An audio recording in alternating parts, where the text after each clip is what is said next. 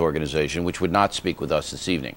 With us now, Michael Wallace, an immigration attorney and mayor of Englewood, New Jersey. Okay, why is the union? Why are they criticizing this crackdown? You would think that the union would be happy because with more Americans in meatpacking jobs. When President Reagan was president, Bill, the unions were for employer sanctions, that is, to punish employers for hiring illegals. Yeah. They have made a 180-degree turn. They are now coming out as advocates for those that are in need in the workforce. It has a lot to do with the demographics that has changed not only in the union but in industry. Is it because the unions want legalization of all the millions of workers here, so they join a union? Is that what it's all about? It's to their credit that they protect workers. Oh, stop. We stopped this, Mr. Mayor. You think the unions are doing this because they're humanitarian with no other motive? Come on. I think that unions do this for two reasons. Number one, they have strong membership and they need to increase their membership. Okay, Number two, they understand the demographics, the needs, the vulnerability of employees.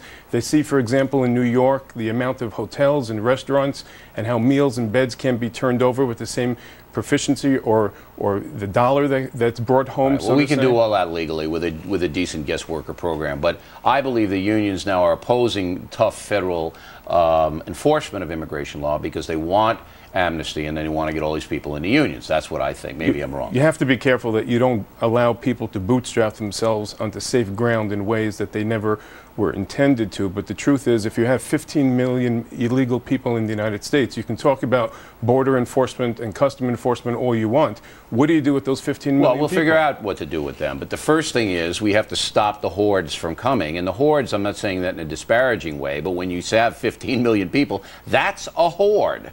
And by doing that, by what the feds are doing, is they're saying to businesses like Swift, if you hire these people and if they have phony credentials, we're going to come in, and I hope they hold Swift accountable too. They haven't charged Swift yet, but you're opposed to this raid, aren't you? Well, I'll tell you, it's a little different. I'm a former federal prosecutor. I served at the U.S. Attorney's Office. I went on these raids. I now am an immigration lawyer, and we counsel companies in how to prepare their I-9 documentation and how to document you're trying to do it legally. I understand. The truth but you is, don't like this. Well, the truth is, I have to tell you, I'm glad that they went in.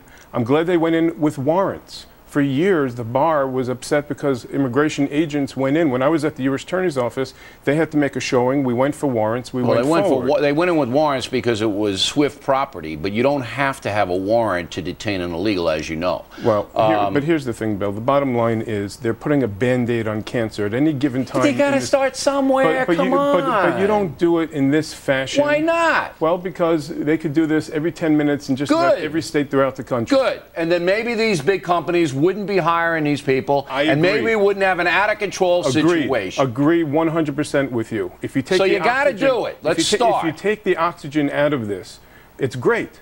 But what you have to do is Congress is completely silent on this. They have no moxie. They're a bunch of cowards. You know what that's all about. But they're not giving employers the tools to enforce this properly. The employers can have their own tools. In now, 1986, Swift hasn't been charged yet. Well, and if Swift can say, look, they had bogus credentials, we didn't know, we tried to check them out. What happens here, Bill, what happens here is if somebody at Swift said, wink, wink, you need papers, go down the block, make this phone call, this is how you get the papers, they should be held culpable. Listen, I'm also a mayor of a city, Bill. The mayor of Englewood, New Jersey. I sit there and we see people that are not lawfully allowed in our country going to schools. We see people who go to hospitals. We see people who are going to hospitals. What do you do about it? Who get fixed for free. Well, there's no word from Trenton. There's no word